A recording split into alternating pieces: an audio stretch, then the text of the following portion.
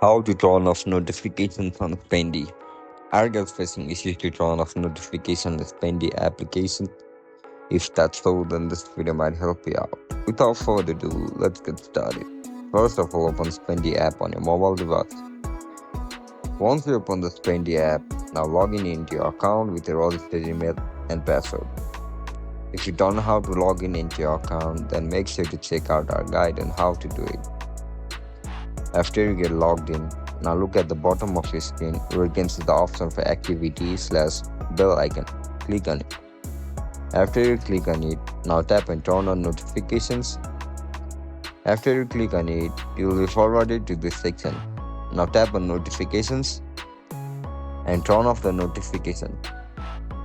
Once you turn it off, you won't get notification from Spendee app anymore. And that's it, guys. That's how you're gonna turn off notification on Spendee application.